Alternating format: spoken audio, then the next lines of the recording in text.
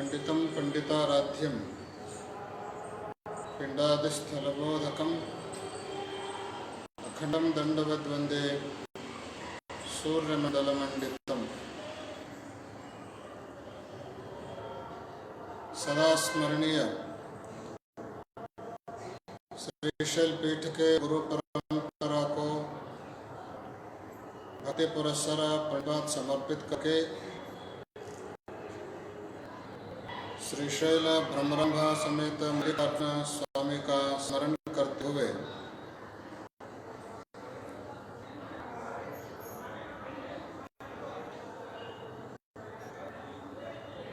Facebook के द्वारा विगत 130 दिन से चल रहे सप्तरत्न गाथा अभंगों के प्रवचन कार्यक्रम के समाप्ति के इस पवित्र कार्यक्रम में महास्वामी जी के आशीर्वचन को सुन रहे विभिन्न प्रांतों के समस्त सद्भक्तगण, वात्सल्य मूर्ति माताओं और प्यारे बच्चों,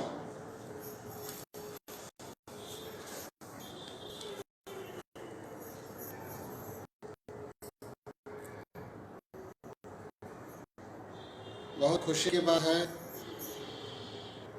गजर शिवनामाचा इस फेसबुक के द्वारा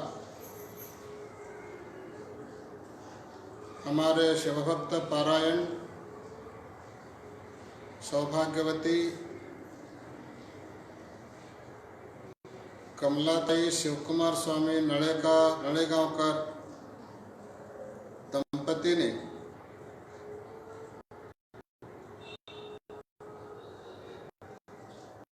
लगभग विगत 8-10 महीनों से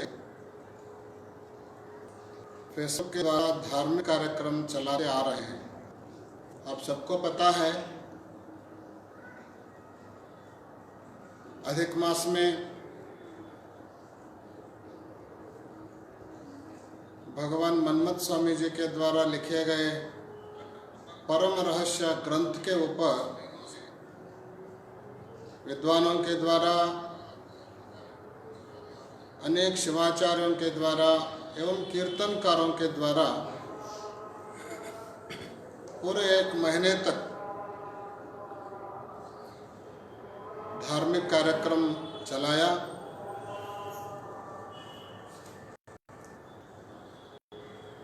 अभी अभी जब लोग कोरोना से डर के मारे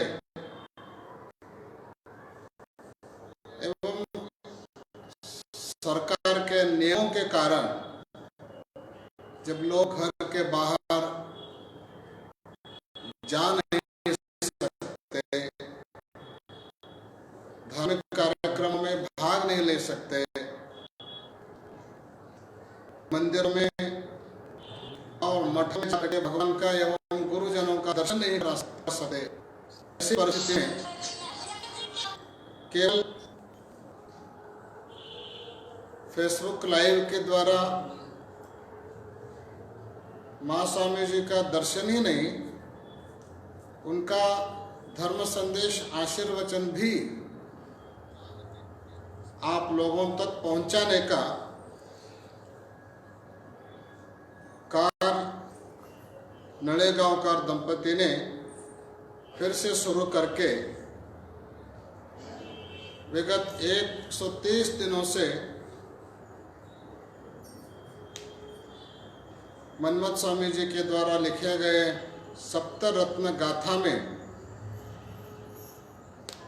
130 अभंगों के ऊपर कीर्तनकारों के द्वारा कीर्तन कार्यक्रम का आयोजन किया।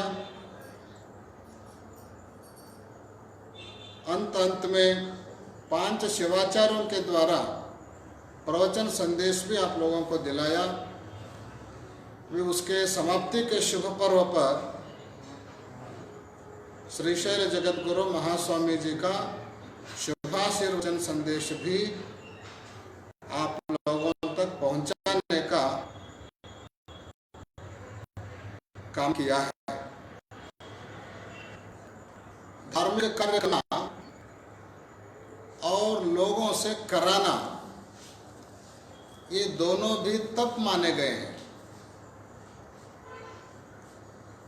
अच्छा काम करना भी तप है और दूसरों के द्वारा अच्छे काम कराना भी एक तप ही है। इस तरह से स्वयं भी शिव कुमार स्वामी नड़ेकर दंपति यह तप किया और अपने फेसबुक के द्वारा अच्छे विचारों को सुनने का तप भी लोगों के द्वारा कराया।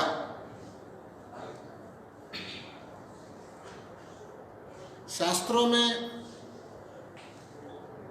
तप के बारे में बहुत अच्छे विचारों को लिखा है। कहा गया है कि प्रत्येक व्यक्ति को तप करना पड़ता है। कुछ पाना हो तो तप के द्वारा ही पाना पड़ता है। इस दुनिया में बिना तप के कुछ मिलता नहीं है। लोग सोचते हैं फलाना व्यक्ति कुछ भी नहीं करता लेकिन उसको बहुत कुछ प्राप्त होता है। कुछ लोग बहुत कुछ करते हैं लेकिन उनको कुछ भी प्राप्त नहीं होता है। इससे यह सिद्ध नहीं होता है कि बिना किए हुए भी कुछ पा सकते हैं और करने वाला कभी कभी कुछ पा नहीं सकता। यह सिद्ध नहीं होता है, क्योंकि आज जिस किसी को कुछ पा रहा है तो वो पिछले जन्म में अच्छा काम किया है, उसका फल आज उसको मिल रहा है।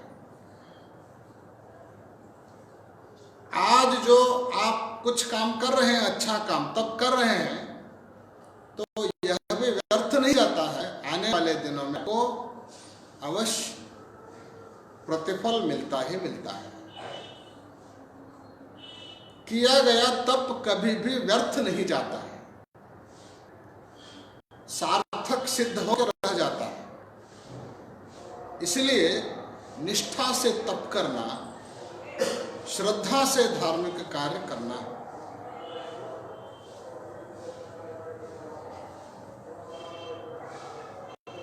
जो न तपति सह पतति।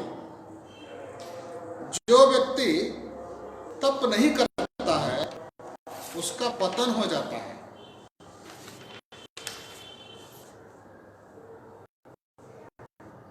हमारा उत्थान होना हो तो तप करना है, तप नहीं करोगे तो पतन हो जाए। उत्थान का मतलब है ऊपर उठ जाना, पतन का मतलब है नीचे गिर जाना। जो व्यक्ति तप नहीं करता वह नीचे गिर जाता है, जो व्यक्ति तप करता है वह ऊपर उठ जाता है, उसका उत्थान हो जाता है। एक सुभाषितकार ने लिखा है, द्वावंभस्य नियोक्तव्यौ गले बध्वाग्राम शिलाम धनवंतम अदातारम दरिद्रम तपस्विनम। इस दुनिया में दो लोगों को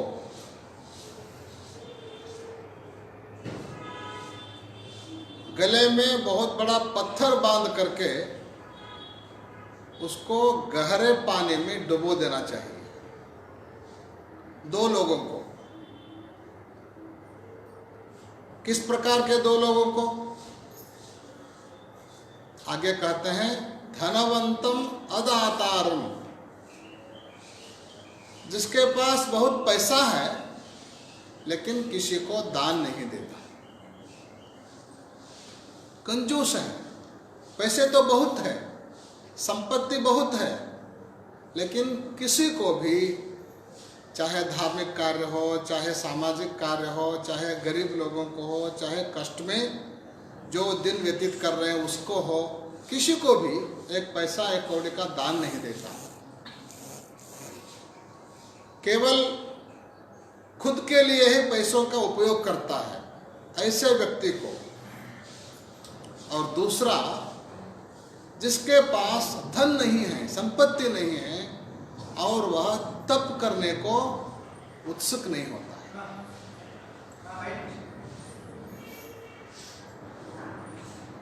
धन होते हुए दान नहीं करने वाले को और दरिद्रता होते हुए तप नहीं करने वाले को, इन दोनों को गले में बड़ा पत्थर बांध करके पानी में डुबो देना चाहिए। इसका मतलब है दोनों ने अपने अवकाश को खो दिया है। एक व्यक्ति के पास संपत्ति है, धन है, भगवान उनके प्रारब्ध कर्मों के अनुसार धन दिया है, लेकिन वो उसका सदुपयोग केवल स्वार्थ के लिए कर रहा है। एक व्यक्ति है, उसके पास धन नहीं है, जिसके पास धन नहीं है तो उसका कोई कारोबार नहीं है, कोई कामकाज नहीं है, अपने उपजीवन के लिए जितना चाहे उतना कर सकता है, समय भी बहुत है, लेकिन उस समय को भगवान की पूजा में, धार्मिक कार्य करने में, तप करने में व्यतीत नहीं करता है, केवल सांसारिक कामों में ही समय व्यर्थ कर रहा है। इसलिए धनी व्यक्ति को दान करना चाहिए और जिसके पास धन नहीं है उसको तप करना चाहिए। कहने का तात्पर्य है, इसका मतलब ये नहीं है कि धनी तप नहीं करना चाहिए और दरिद्र व्यक्ति धन कमाना नहीं चाहिए, ऐसी बात नहीं है। दरिद्र व्यक्ति धन भी कमा सकता है और धनी भी तप कर सकता है, लेकिन दान करते हुए तप करो। धनी का पहला काम होना चाहिए दान, त्याग भाव, और दरिद्र का पहला काम होना चाहिए तप। तप करने के बाद समय मिलता है तो धन भी कमाओ, दान करने के बाद समय मिलता है अमीर व्यक्ति को तो तप करो। इस तरह से प्रत्येक व्यक्ति को तप करना बहुत जरूरी है। तप यानी क्या है? तप का मतलब क्या है? सिद्धांत शिखामणि में तप के बारे में व्याख्या किया गया है। शिवार्थे देह संशोषः तपः कृच्छ्रादि नोमतम। भगवान शिव के लिए, धर्म के लिए, गुरु के लिए अपने देह को लगाना, उस समय जो भी कष्ट होता है देह को, उसको सहन करना, यही तप है। शिवार्थे देह संशोषः, भगवान के लिए देह को शोषण करना, भगवान की पूजा के लिए इस शरीर को लगाना। मान लीजिए पूजा करते समय हाथ में लिंग है, लिंग के ऊपर अपना दृष्टि है, हाथ ऐसे रख करके आप खड़े हैं, आपका हाथ दुखता है, लेकिन उसको सहन करना, यह तप। लिंग को देख देख करके आंख भी दुखते हैं, आंखों से पानी भी आते हैं, तब भी देखते ही रहना, यह तप है। मंत्र का जप करते हुए मन कभी थकता है, वाणी भी थकती है, लेकिन तभी करते रहना यह तप है। बैठे बैठे कमर दुखने लगता है, उसको भी सहन करना तप है। भगवान के लिए किए जाने वाले प्रत्येक कर्म में जब भी शरीर के किसी भी अंगों को दर्द होता है या कष्ट होता है, उस दर्द को, उन कष्टों को सहन करना ही तप है। तप का मतलब है सहनशीलता। अच्छे कामों में सहनशीलता का नाम ही तप है।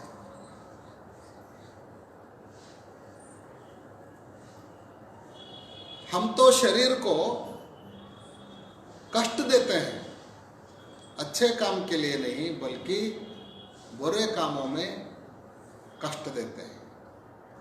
कर्नाटक में बहुत बड़े महान संत हुए हैं निजगुण शिवयोगी।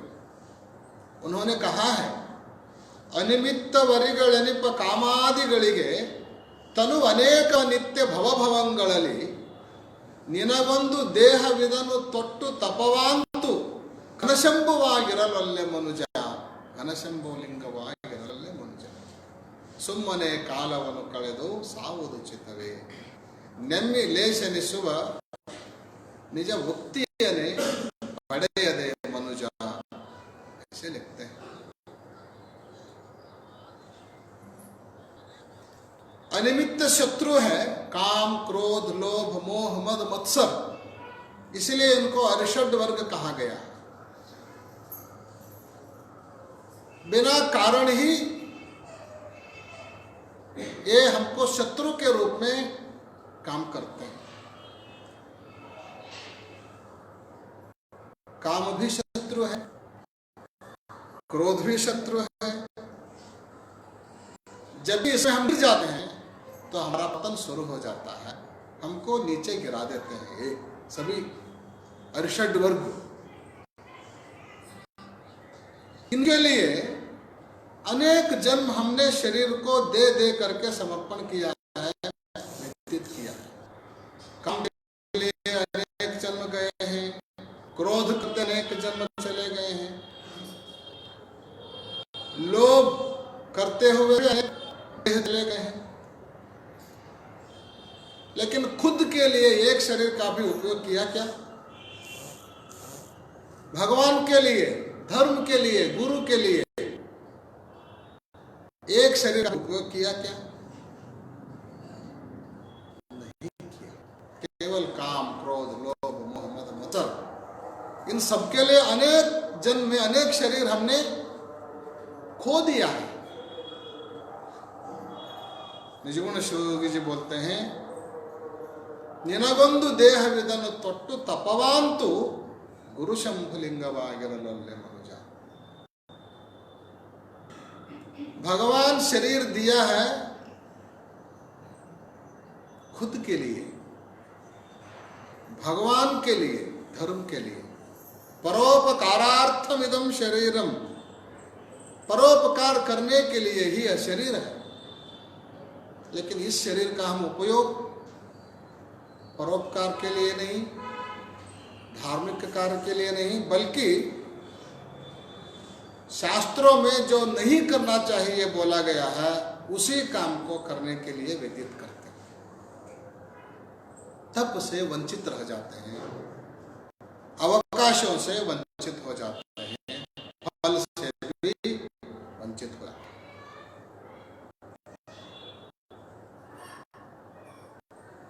इस प्रकार शरीर के द्वारा भगवान को पाने के लिए जो भी कष्ट होता है उसको सहन करने का नाम ही तप है।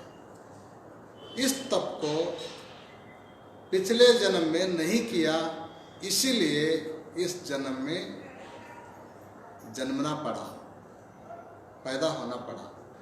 इस जन्म में भी नहीं, अगर नहीं करोगे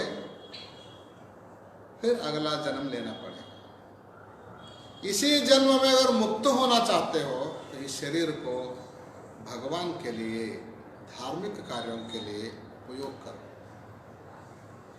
शरीर का सार्थकता हो जाती है, नहीं तो शरीर निरर्थक हो जाता है और यह जन्म भी व्यर्थ चला जाता है। भगवत गीता में 3 प्रकार के तप का प्रतिपादन किया गया है। 3 प्रकार के तप का प्रतिपादन किया गया है।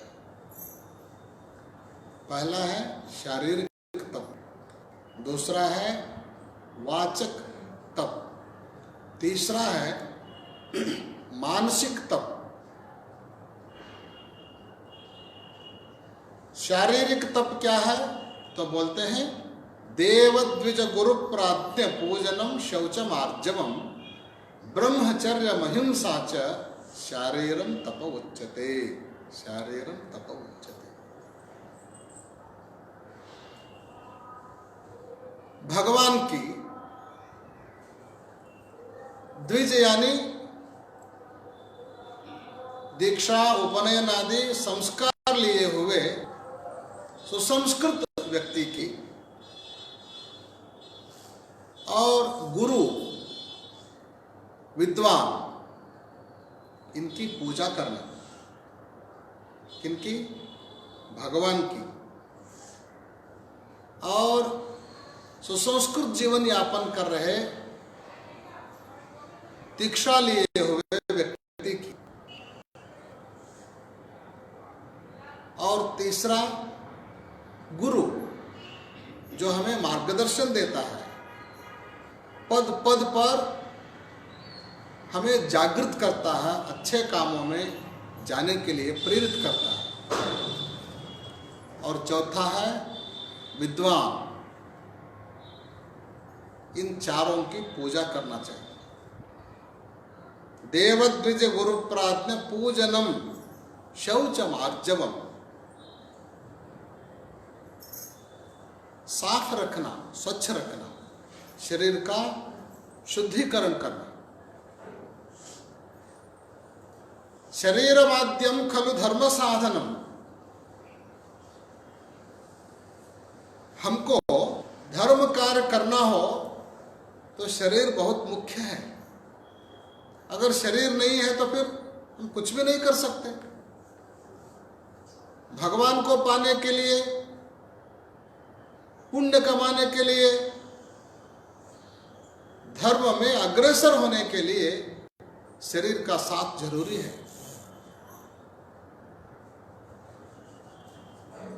कालिदास कहे हैं शरीर माध्यम खलु धर्म साधन। धर्म साधना के लिए शरीर एक उत्तम माध्यम है। इसको पालना, पोषना, शुद्ध रखना, साफ रखना, इसके द्वारा अच्छे काम करते रहना। आर्जवम, सरलता चाहिए। शरीर के द्वारा भी किसी को निष्ठुर नहीं होना चाहिए, कठोर नहीं बनना चाहिए। ब्रह्मचर्य महिंसा च शारीरम तप उच्यते। ब्रह्मचर्य व्रत का पालन करना चाहिए। ब्रह्मचर्य व्रत का मतलब है इंद्रियों के ऊपर नियंत्रण। इंद्रिय तो चाहते हैं अपने अपने सुख को पाने के लिए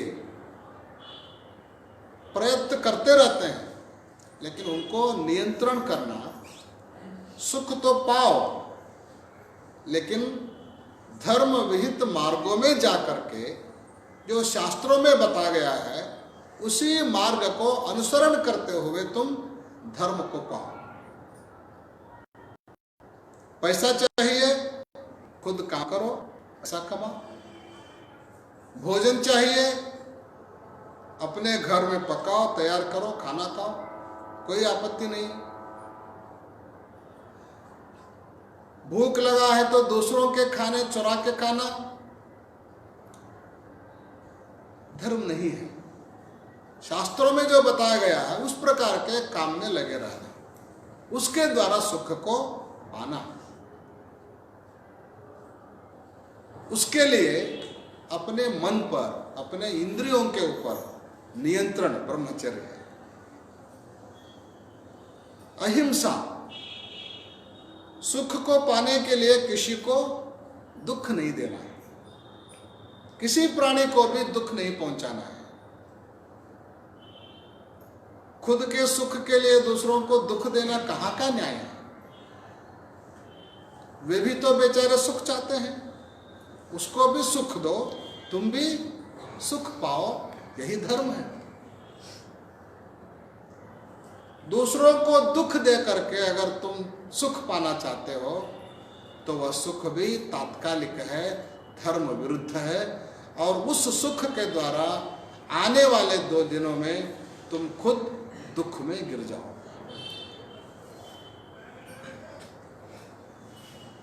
आने वाले दिनों में भी तुमको सुख चाहिए तो आज तुम ऐसा सुख पाओ जिस सुख से किसी को दुख नहीं पहुंचता। अहिंसा इसी का नाम है। किसी भी प्राणी को, केवल मनुष्य को नहीं, संबंधी लोगों को नहीं, किसी भी प्राणी को दुख मत दो, हिंसा मत करो। मां हिंसात सर्वभूतान, किसी भी जीव को हिंसा मत करो। इसलिए जैन धर्म में अहिंसा परमो धर्म, किसी की हिंसा नहीं करना ही परम धर्म है माना गया। इन सभी काम क्या क्या, देवताओं के आदि लोगों की पूजा करना, शरीर को अच्छे कामों में लगे रहना, शुद्ध रखना, सरल रखना और अपने नियंत्रण में रखना, और फिर किसी की हिंसा इस शरीर के द्वारा न हो ऐसा देखना, यह शारीरिक शरीर के द्वारा किए जाने वाला तप। आगे जाकर के हम और एक बात इससे जुड़ना चाहते हैं, कुछ बातें शारीरिक तप में कुछ और बातें हम जोड़ना चाहते हैं। वे है दुरभ्यास, दुर्व्यसन कभी भी नहीं करना चाहिए, क्योंकि आपका जो शरीर है यह भगवान का मंदिर है। भगवान के मंदिर में तुम कचरा फेंकोगे तो कैसा चलेगा? मंदिर को मंदिर जैसा बनाना, केवल घर नहीं है ये, भगवान का मंदिर है। शरीर एक मंदिर है। भगवान के लिए हम अनेक बड़े बड़े मंदिरों का निर्माण करते हैं। इस दुनिया में 2 प्रकार के मंदिर हैं। एक भगवान के लिए भक्तों के द्वारा किए गए, निर्माण किए गए मंदिर, कुछ मंदिर है। लेकिन दूसरा एक ऐसा भी मंदिर है, खुद के रहने के लिए भगवान ने ही स्वयं निर्माण किया है, वह एक मंदिर है। भक्तों के द्वारा निर्माण किए गए मंदिर तो बहुत से आपको देखने को मिलते हैं, ईंटें पत्थरों से बने गए मंदिर। लेकिन भगवान एक मंदिर निर्माण किया है खुद के लिए, वो मंदिर यानी तुम्हारा शरीर। देहो देवालय प्रोक्ता, जीव देव सनातन, यह देह ही देवालय है। इसमें रहने वाला जो शिव का अंश जीव है वही शिव है, ये भगवान है इस मंदिर। तो इस मंदिर में क्या क्या डालना चाहिए, क्या क्या नहीं डालना चाहिए, इसका तो विचार करना चाहिए ना।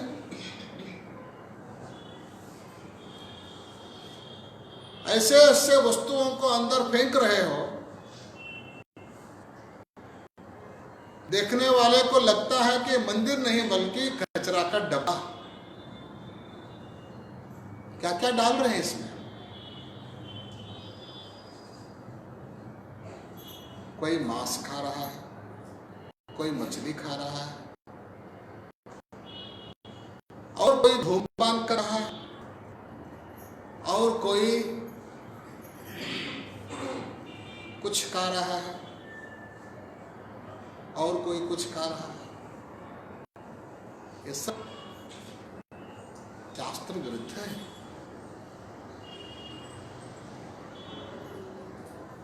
इसलिए पवित्र वस्तुओं को इस मंदिर में डालो। वीरशैव धर्म में खाने के प्रति बहुत पाबंदी है। जब भी कुछ तुम खाना चाहते हो, वैसे कठिन नियमों का पालन कर रहे हो तो उसके लिए स्नान करके खाना है, और खाने से पहले उसको भगवान को अर्पण करना है। भगवान के प्रसाद के रूप में ही उसको स्वीकार करना है।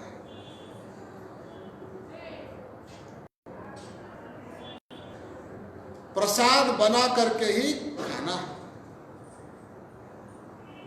इस तरह से शारीरिक तप में खाने के प्रति भी बहुत जागृत रहना है। और शास्त्रों में कहे गए शास्त्र विहित पदार्थों का ही सेवन करना, दुर्व्यसन दुराचार को दूर रखना, यह भी शरीर का ही तप मायने। और फिर दूसरा है वाणी के द्वारा किए जाने वाला तप। अनुद्वेगम वाक्य सत्यम प्रियं चैव स्वाध्यायाभ्यसनं चैव तपो वाङ्मय उच्यते। तपो वाङ्मय उच्यते। वाणी के द्वारा भी तप करना पड़ता है, क्योंकि वाणी में भी बहुत बड़ी शक्ति है। एक व्यक्ति को तुम मारोगे, पीटोगे, उससे अगर उसके शरीर पर घाव, थोड़े दिन में औषधोपचार के बाद वह घाव भर जाते हैं, ठीक हो जाते हैं। अगर किसी को तुम बुरा बोलोगे, गाली दोगे, अपशब्द कहोगे, उसके घाव कभी नहीं भरते, कभी नहीं भरते।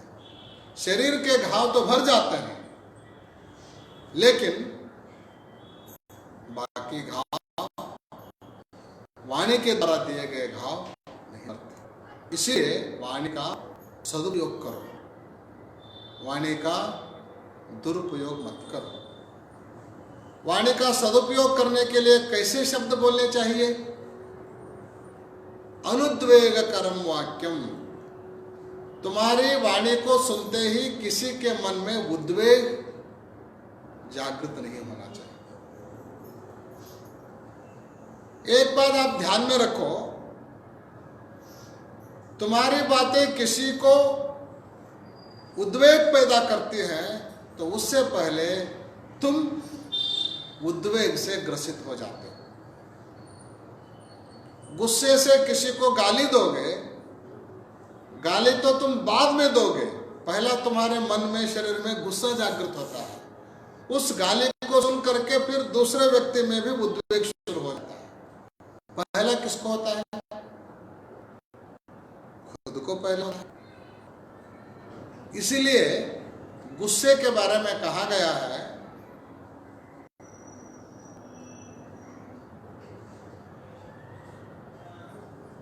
पहला तुम्हारे घर को जलाता है, बाद में दूसरे के घर जलाता है। इसे जब तुमको गुस्सा आता है तो आईने में थोड़ा जाग करके देखो, उस समय हाथ पैर कांपने लगते हैं, खून दौड़ता है, आंख में लालपन, बीपी बढ़ जाता है। तो पहले ये सब पहले किसको होते हैं? खुद को। गुस्से से जब तुम दूसरों के गाली दोगे, उस समय दूसरे को शुरू हो जाए। अगर वो भी तुम्हारे गाली को स्वीकार किया तो, अगर स्वीकार ही नहीं किया तो सारी परेशानियां खुद को ही हो जाते हैं, दूसरे को कुछ उपयोग नहीं। इसीलिए क्रोध के बारे में एक विद्वान लिखे हैं,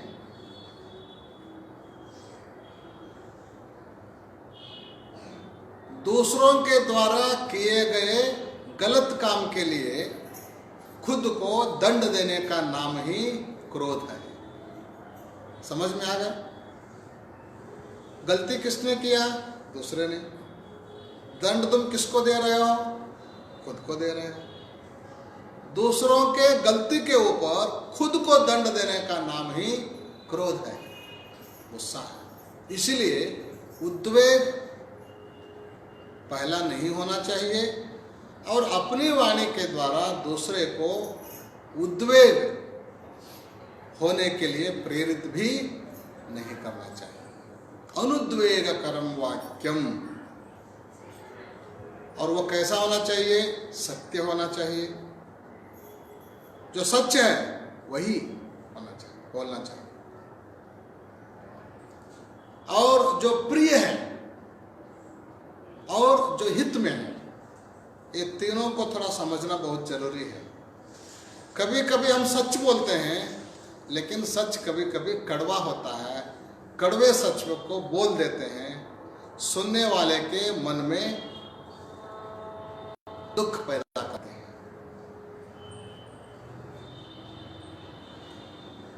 सच कड़वा होता है, सही है, लेकिन कड़वे सच को नहीं बोलना। याज्ञवल्क्य नामक एक महर्षि हुए हैं, उन्होंने कहा है, सत्यम ब्रूयात प्रियम ब्रूयात, न ब्रूयात सत्यम अप्रियम, प्रियंच नानृतम ब्रूयात, एष धर्मः सनातनः। सत्य बोलो, लेकिन अप्रिय सत्य को नहीं बोलो। तुम्हारी बोली ऐसी होनी चाहिए, सत्य भी हो और प्रिय भी हो। सुनने वाले को खुशी होना चाहिए हमारे सत्य को सुन करके। गीता में आगे जाकर के कहा गया है, कभी कभी सत्य है और प्रिय नहीं है। ऐसे परिस्थिति में क्या करना चाहिए? तो बोलते हैं हितं च यत्। अगर सत्य है, प्रिय नहीं है, अगर उसके हित में होगा तो तुम बोलो, चलेगा। कभी कभी हित और प्रिय अलग अलग होते हैं। कुछ हित होते हैं और वो प्रिय नहीं होते, कुछ प्रिय होते हैं, वो हितकारक नहीं होते। इसलिए हितकारक सत्य भले ही अप्रिय हो, उसको बोलना चाहिए। स्वाध्याय करो और भगवान के नाम का जप करो। ये सभी वाणी के तप माने गए। स्वाध्याय करना, अच्छे ग्रंथों का अध्ययन करना। कुछ किताब इस दुनिया में हाथ धो करके सोने जैसे, हाथ धो करके उसका स्पर्श करना, उसको हाथ में लेना है। कुछ ग्रंथ ऐसे हैं, उनको लेने के बाद हाथ धोना है। उस पुस्तकों को छूने के बाद हाथ धोना पड़ता है। इस तरह से हाथ धोने के बाद स्पर्श करने लायक ग्रंथों का अध्ययन करना और भगवान के नाम का जप करना, यह वाणी का तप है। इसके बाद आता है मन का तप। मनः प्रसाद सौम्यत्वम मौनम आत्म विनिग्रह। मौन साधना, बोलना, अच्छा बोलना, जितना अच्छा है कम बोलना, और कभी कभी मौन रहना उससे भी अधिक अच्छा है। इसीलिए कन्नड़ में कहावत है, मातु बेली मौन बंगार। बोलना चांदी है और मौन सोना है। सो मौन जो है अधिक कीमती चीज है। मौन भी रहो, जितना आवश्यक है उतना ही। मन को सदा प्रसन्न रखो। दुनिया हमारी इच्छा से नहीं चलती।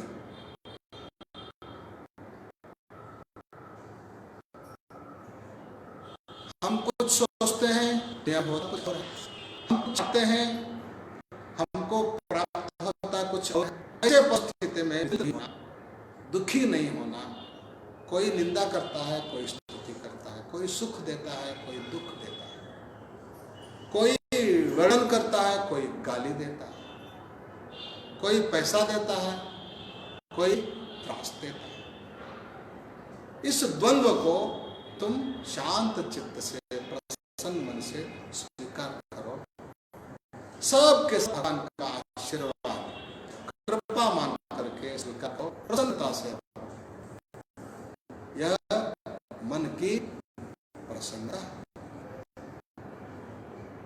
इन सभी चीजों को, मन के द्वारा साधने वाले सभी चीजों को मानसिक कहा गया है। व्यक्ति को उन्नति को पाना हो तो उसके लिए इन कई प्रकार के तपों को अनुष्ठान करना चाहिए। इसी उद्देश्य को रख के हमारे शिवभक्त पारायण शिव कुमार नळेगांव का पूरे महाराष्ट्र में विगत 8-10 महीनों से अपने फेसबुक गजर शिवनामाचा के द्वारा धार्मिक कार्यक्रमों का आयोजन किया। विगत 130 दिनों से अव्याहत रूप से अच्छा कार्यक्रम कराया। आज उस कार्यक्रम के कलशारोहण जैसे श्रीशैल जगतगुरु महास्वामी जी के द्वारा शुभाशीर्वचन संदेश के लिए उन्होंने आग्रह किया। उनके आग्रह अनुसार आज के इस समाप्ति के उपलक्ष्य में महास्वामी जी का आशीर्वचन आप सभी लोगों को प्राप्त हुआ है। इसके साथ साथ नळेगांवकर दंपति जी अच्छे विचारों को सुनाते हुए अच्छे काम करने के लिए भी वे तैयार हुए हैं। आज ही उन्होंने फोन पे बताया कि कर्नाटक में श्री क्षेत्र यड़ूर नामक बहुत बड़ा क्षेत्र है, वीरभद्रेश्वर का क्षेत्र है। उस क्षेत्र में चांदी का एक रथ का निर्माण कार्य चालू है।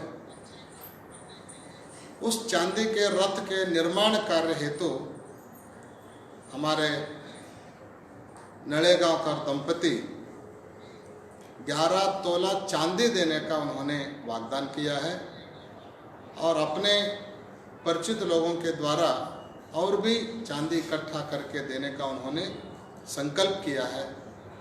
उनके परिवार को अनंत मंगल आशीर्वाद और जो भी इस रथ निर्माण कार्य में सहयोग देना चाहते हैं उन सब के लिए अवकाश रहता है। और शिव कुमार स्वामी नळेगांवकर जी के द्वारा आप इस अवकाश को उपयोग कर सकते हैं, सेवा कर सकते हैं, ऐसा आह्वान लोगों को देते हुए अब तक महास्वामी जी का आशीर्वचन आप लोगों ने सुना। आप सभी लोगों को मंगल आशीर्वाद और इस कार्यक्रम के आयोजन किए हुए नळेगांवकर दंपति जी को और उनके फेसबुक लाइव को भी अनंत मंगल आशीर्वाद। इन्हीं वचनों के साथ हम अपना आशीर्वचन पूर्ण करते हैं। ओम शांति ही शांति ही शांति।